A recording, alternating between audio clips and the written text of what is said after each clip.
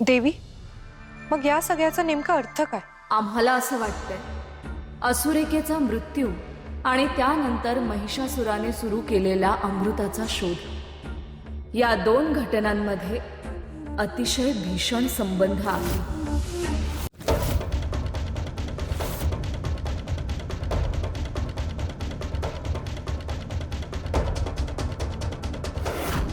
असुरिके, अखेर तुला मृत्यूच्या पाशातून सोडवून मी परत आणलं. मी तुला वचन दिलं होतं मुली, ते माझं वचन पूर्ण झालं आणि आता तुला माझ्यापासून कोणीही हिरावून घेऊ शकत नाही. महिषासुरा, हे तू काय केलास? एवढा मोठा पाऊल उचलण्यापूर्वी मला विचारण्याची एकदाही तुला आवश्यकता वाटली नाही? यामध्ये इतकं अस्वस्थ होण्यासारखं काय आहे? ही सगळी कल्पना तुमची होती दैत्यगुरु. तुळजावर थेट आक्रमण करू नये यासाठी त्या कुंडात पडलेले ते अमृतकण शोधण्याची कल्पना तुमची होती. आणि आता त्यातलेच अमृतकण शोधून मी माझ्या बहिणीचे प्राण वाचवले, तर त्या चूक काय आहे? तुला अजूनही फरक समजलेला नाही महिषासुरा. जिवंत व्यक्तीला अमृत देऊन तिला अमर करणं ही एक गोष्ट झाली, पण मृत्यूच्या दारातून एखाद्या आत्म्याला परत ओढून आणणं ही दुसरी गोष्ट आहे. महिषासुरा, मृत्यू हा केवळ शेवट नसतो, तो सृष्टीच्या नियमांचा भाग असतो. त्या नियमांना मोडायचा असेल तर विशिष्ट विधी, विशिष्ट मर्यादा आणि विशिष्ट संमतीची आवश्यकता असते. अरे तू कोणत्याही नियमांचा विचार न करता मृत्यूच्या राज्यातून एका आत्म्याला परत आणलाय. हे आसुरी कृत्य नाहीये महिषासुरा, हे पाशवी कृत्य आहे महिषासुरा, पाशवी कृत्य. दैत्यगुरु, हे असे शब्द उच्चारण्यापूर्वी एकदा विचार करा. माझ्या बहिणीचे प्राण परत आणण्यामध्ये पाशवी असं काहीही नाही. असुरिके, तू कशी आहेस मुली? तुला काही त्रास होत नाहीये ना?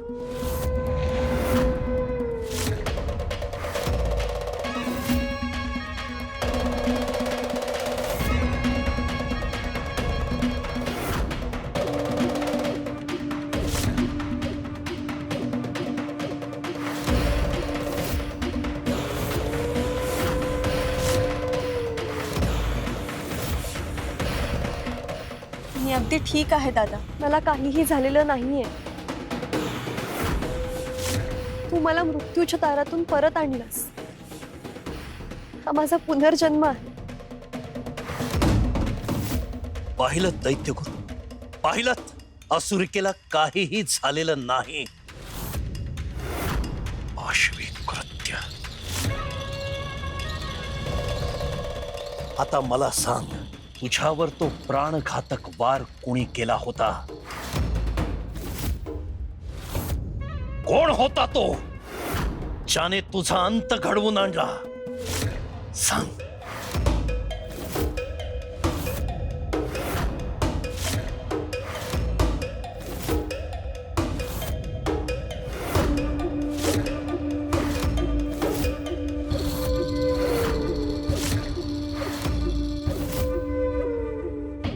मला आठवत नाही दादा.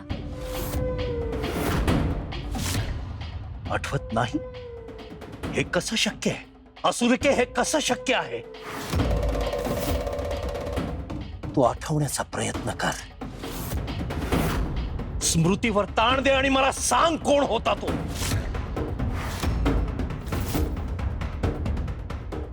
असुर नरेश, असुरिकेच्या स्मृती येण्यासाठी तिच्यावर कृपया ताण देऊ नका. आत्ताच तर ती मृत्यूच्या दारातून परत आली. तिचं शरीर, तिचं मन अजूनही स्थिर नाहीये. तिला थोडी विश्रांती घेऊ द्या आणि आठवणी परत यायला थोडा वेळ लागतोच.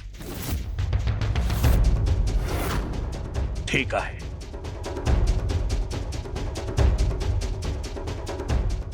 तू विश्राम कर असुरिके, पण ते नाव तुझ्या स्मृतीपटलावर आणण्याचा प्रयत्न कर. आणि एकदा तुला ते आठवलं की सगळ्यात आधी ते मला येऊन सांग. जशी तुझी आज्ञा दादा. जा.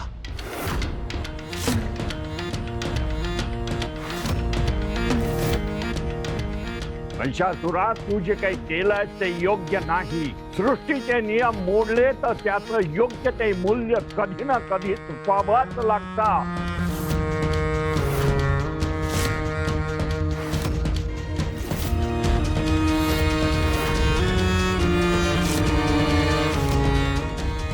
सुरिकेची स्मृती परत आल्यानंतर तिच्यावर तो प्राणघातक प्रहार करणाऱ्याला त्याच्या प्राणाचं मोल आधी चुकवावं लागेल. असुर नरेश, दैत्य गुरूंना चिंता वाटणं स्वाभाविक आहे. आणि तुम्ही सुद्धा चिंता करू नका. सर्व काही सुरळीत होईल. विश्वास ठेवा आमच्यावर.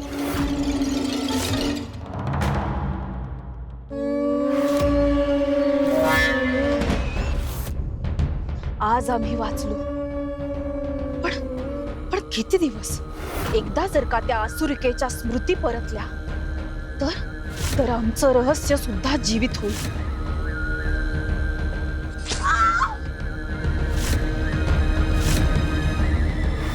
नाही, काहीतरी मार्ग काढावाच लागेल. काढावाच लागेल.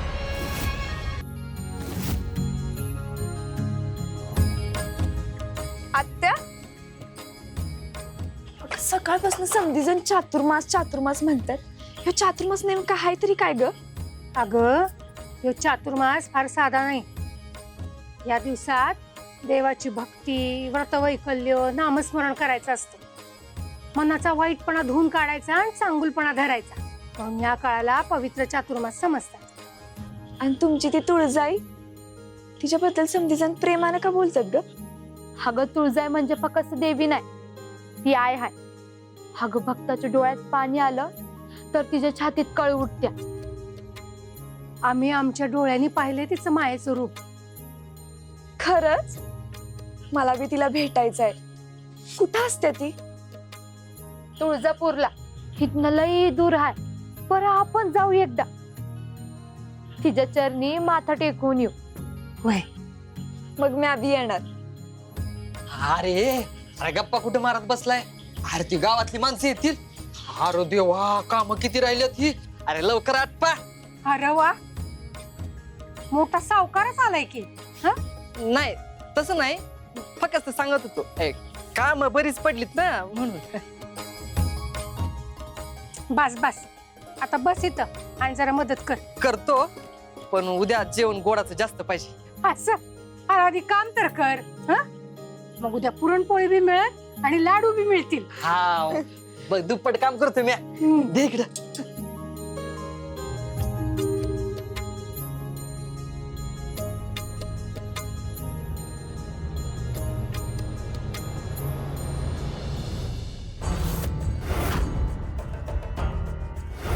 देवी, तुम्ही कालपासून काहीच खाल्लं नाही.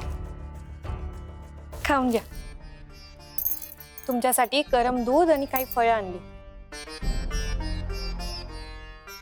तामसी, आम्हाला काहीच खावंसं वाटत नाहीये. ते चालणार नाही देवी. रोज इतक्या लोकांसमोर कथा सांगायच्या आहेत. प्रत्येक शब्दात भक्तीचा अर्थ उतरवायचा आहे. त्यासाठी शरीराची काळजी घेतली पाहिजे ना. जर देवीचा शक्त पडल्यात तर कथा कोण सांगणार?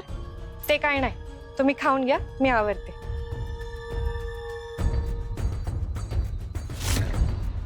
देवी, कालच्या कथेची चर्चा गावभर आहे.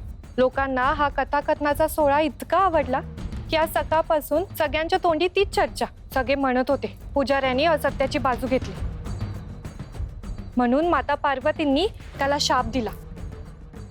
परंतु त्याची कथा तिथेच संपणार नाही.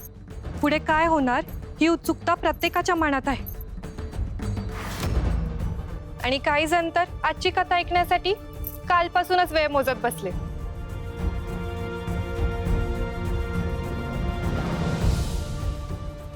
देवी, काय झालं? तुम्ही काही वेगळ्याच विचारत आहात.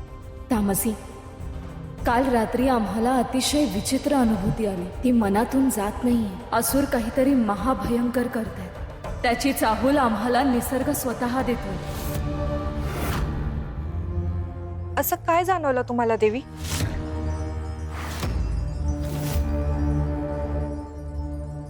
रात्रभर आमच्या डोळ्यासमोरून घटना सरकत राहिल्या. सर्वात प्रथम आसुरिका महालात आली.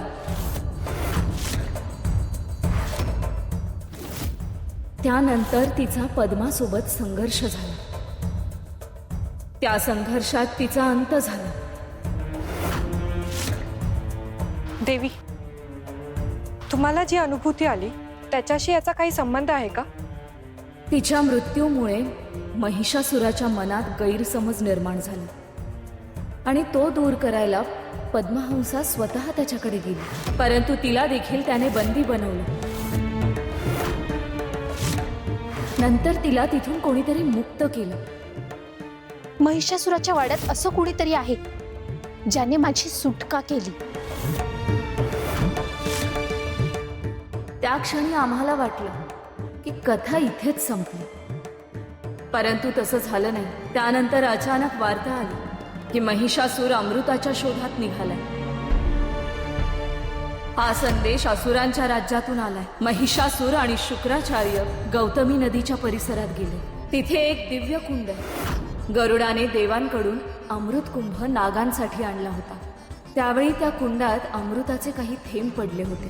तेच अमृत शोधण्यासाठी ते निघाले आहे. विष्णुदेवांनी त्याला थांबवलं आणि काल रात्री आम्हाला मिळालेला तो संकेत.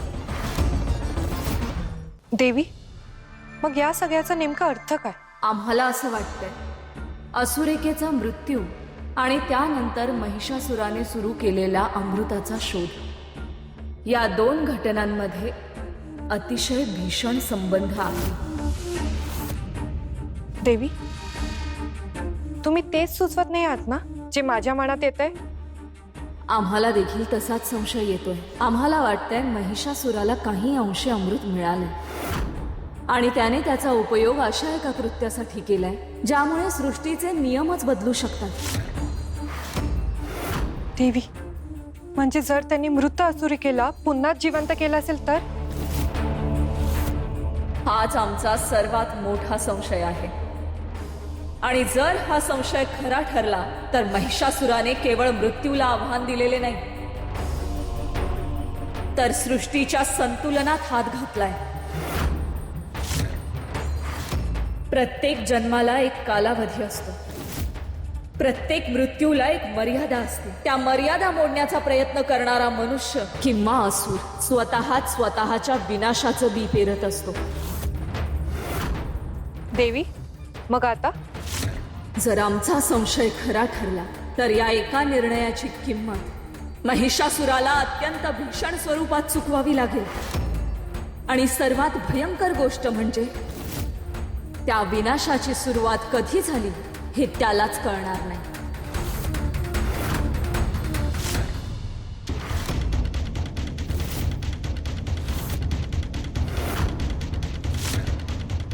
मृत्यूने मला कवेत घेतलं होतं आणि आता पुन्हा या शरीरात परत येणं, सर्व काहीतरी विलक्षण आहे. हे माझंच शरीर आहे, परंतु तरीही माझ्यासाठी ते वेगळे आहे. लहानपणापासून मी असुरांमध्ये वाढले, तरीही माझ्यात एक सामान्य जीव धडधडत होता. माझ्या अंतरात्म्यात काहीतरी नवीन जागा झाला, काहीतरी अपरिचित परंतु अत्यंत प्रबळ.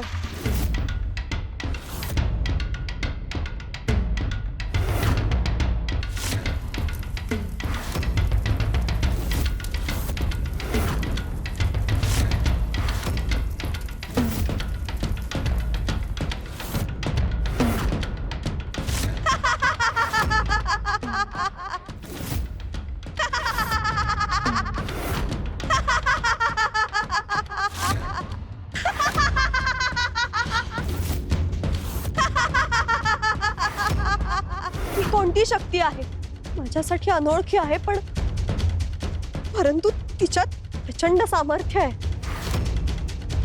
ती माझ्या आतून बाहेर पडण्यासाठी उसळते आहे. नरकाच्या अग्नीतून माझ्यासोबत काहीतरी परत आलं आहे. असुरिका, आता कसं वाटतंय तुला? बरं वाटतं आहे. थोडासा अशक्तपणा आहे, पण बाकी ठीक आहे.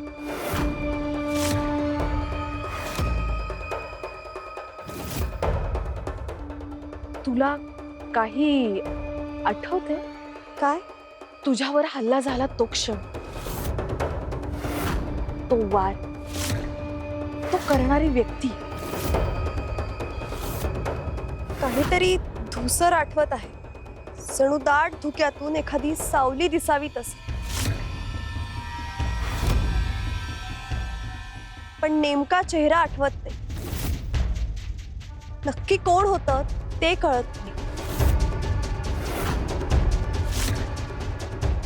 पण खरं सांगू का, आता मला त्या सगळ्याचा विचारही करायचा नाही. नरकाच्या अग्नीतून बाहेर काढलं, माझ्यासाठी तेच खूप महत्वाचं आहे. हो असुरिका, बरोबर बोललीस. योग्य तेच बोललीस तू. हे बघ, झालेल्या गोष्टींमध्ये अडकून राहण्यात काहीच अर्थ नसतो, हो ना? तू थोडा वेळ विश्रांती घे. आम्ही तुझ्यासाठी काहीतरी खायला घेऊन येतो. ठीक आहे. असुर सम्राज्ञी शुंभा, माझी काळजी आहे तुला. तू इतरांना मूर्खात काढू शकतेस, पण मला कधीच नाही. तुला काय वाटतं? मला काहीच आठवत नाही. मला सगळं आठवतंय शुंभा.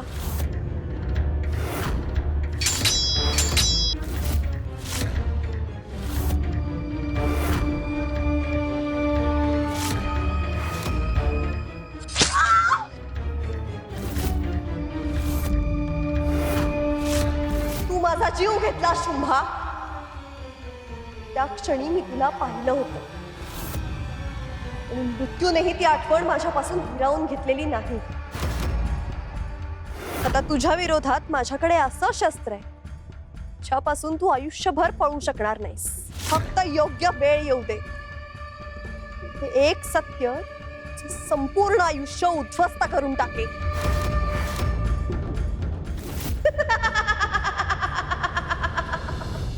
आई राजा उदो आई राजा उदो पाहुणी दैत्यांचा माज राख आमची लाज तू राख आमची राज.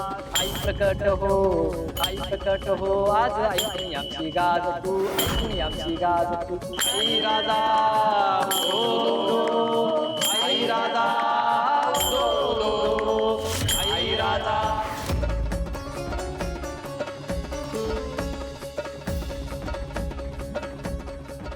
बस आता फक्त त्या उशेनं या पूजेत पाय ठेवायचा बाकी आहे. मग माझा डाव सुरू.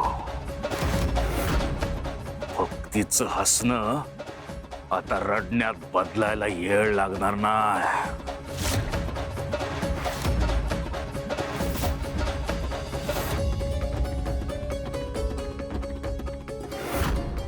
आले, अपशकुनी आले.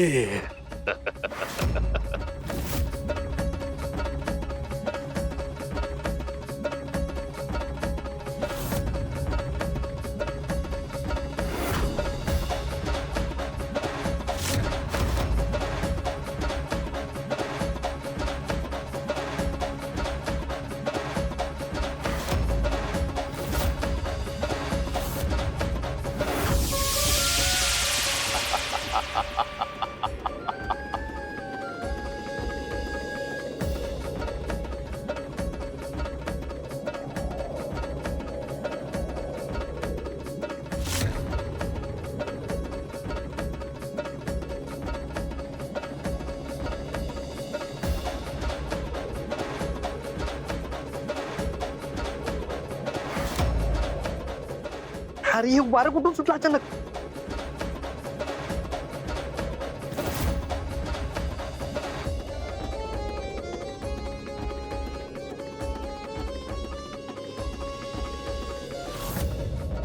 अगं बाई समधी पूजा उधळली.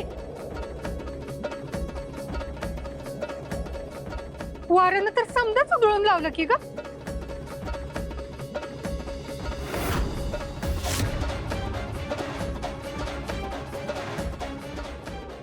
बास आता फक्त संशयाचं एक बी पेरायचं, बाकीचं गाव आपोआप उद्ध्वस्त करील.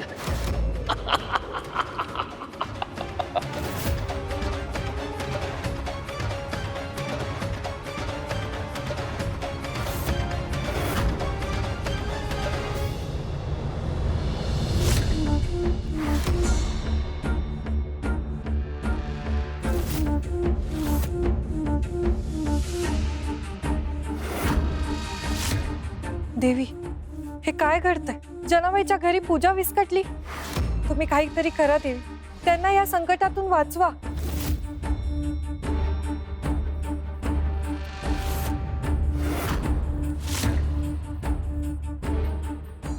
थांब तामसी, अजून वेळ आलेली नाही. परंतु देवी, हा तर भक्तीवरचा आघात आहे. आम्हाला ठाऊक आहे, परंतु प्रत्येक संकटाच्या पहिल्याच क्षणी हस्तक्षेप केला तर भक्तीची परीक्षा कधीच पूर्ण होत नाही. काही क्षण निसर्गाला देखील त्याचं कार्य करू द्यावं लागतं. हा अगं बाई, हा ग सकू, हा ग एवढी छान पूजा मांडली होती, वरानं क्षणात सगळं उद्ध्वस्त केलं. मला बी काय कळना, हवा आता समजा सुरळीत चाललं होतं आणि अचानक कसं झालं? मला ठाऊक आहे.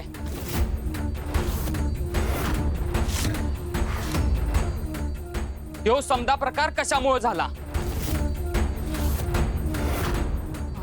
अरे काय बोलतोयस? ह्यो समदा प्रकार ह्या उशामुळे झालाय.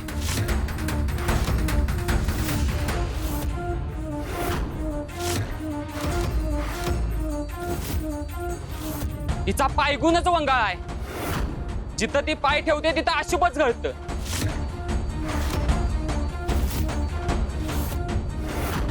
अरे काय बोलतोस तू? शुद्धीत आहेस का? मी शुद्धीतच आहे जनाबाई. माझ्या अंगणात हिनं पाय ठेवला आणि हिरवी गाठ झाडं सुकून गेली.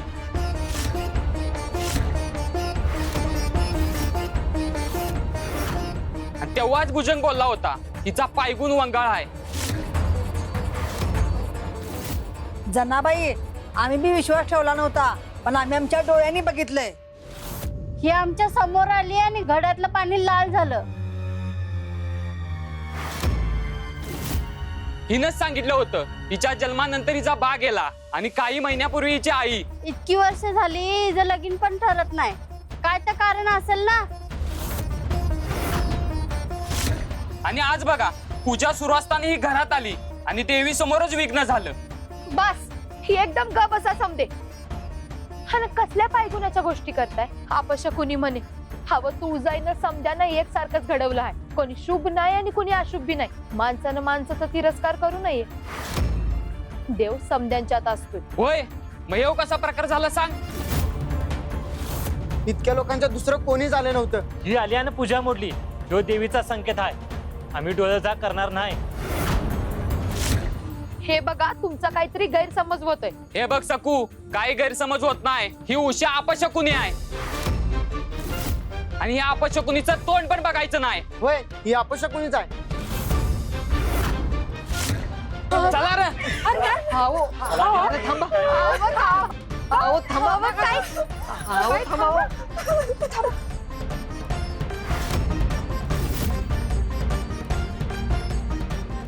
अगं उषा, रडू नकस.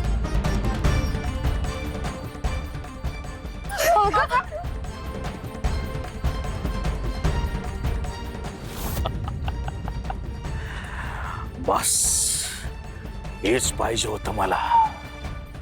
आता समजा डाव माझ्या हातात आलाय.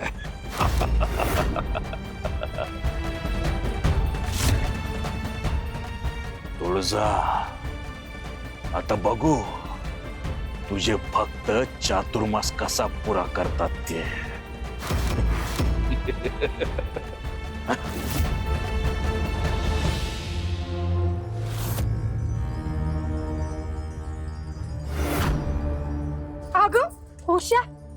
सोड ग पोरी. अगं लोकांच्या बोलण्याचं एवढं मनावर घेऊ नगस. मला नाही बोलायचं कुणाशी बी. मला एकटीला राहू देत. अगं उषा दार उघड. अगं त्यांचं कुठं ऐकतेस? आमचा विश्वास आहे तुझ्यावर. दार उघड. होय. अगं उषा दार उघड की. अगं तू एकटी नाहीस, आम्ही समधे आहेत तुझ्या सोबत. मला कुणाला बी माझं तोंड नाही दाखवायचं. अगं समजा जे काय झालंय ते समजा माझ्यामुळेच झालंय. मला सोडून द्या. असं नको बोलूस पोरी. तुझा काय बी दोष नाही यात. अगं उषा, अगं एकदा दार उघड. अगं आमच्याशी बोल. आम्ही तुला एकटं नाही सोडणार. आमच्यावर विश्वास ठेवा ग.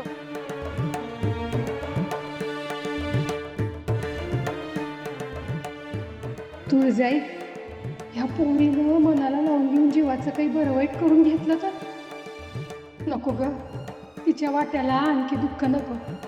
देवी, ते पाहवत नाही. चातुर्मास म्हणजे भक्तीचा जागर, श्रद्धेचा उत्सव. अशा पवित्र काळात एका निष्पाप मुलीवर अन्याय होत असताना तुम्ही तिला थांबवलं नाही, तुम्ही तिच्या पाठीशी उभ्या राहिला नाहीत. असं का देवी?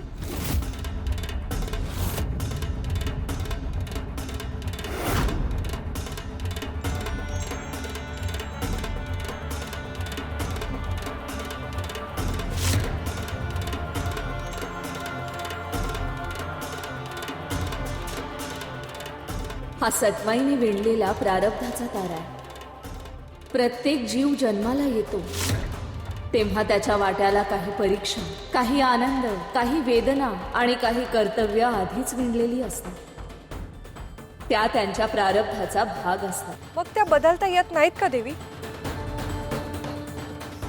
प्रारब्ध टाळता येत नाही तामसी, परंतु त्याला सामोरं जाण्याची शक्ती देता येते. परीक्षा मिटवता येत नाही, परंतु ती उत्तीर्ण होण्याचा मार्ग दाखवता येतो. ही उषाची परीक्षा आज तिच्या श्रद्धेची, तिच्या आत्मविश्वासाची आणि तिच्या सहनशीलतेची कसोटी लागणार आहे.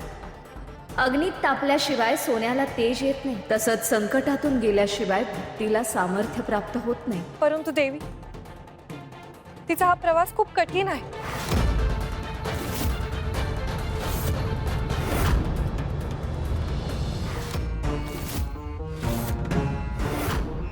आम्हाला ठाऊक आहे, म्हणूनच आम्ही तिच्यावर लक्ष ठेवून आहोत. योग्य क्षणी तिला स्वतःचा मार्ग सापडेल आणि जर तो सापडला नाही तर आम्ही तिचा हात धरून तिला त्या मार्गापर्यंत नेऊ. कारण एक गोष्ट कधीच बदलणार नाही, आमच्या भक्तांचा हात आम्ही कधीच सोडत नाही. मग तुम्ही जे आज घडू दिलं त्या मागेही काही मोठा हेतू असेल.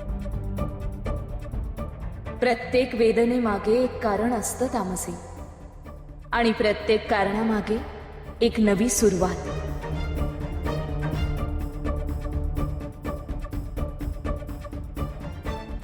आता उषाच्या वाट्याला एक अशी घटना येणार आहे जी तिचं केवळ वर्तमानच नाही तर संपूर्ण आयुष्य बदलून टाकेल.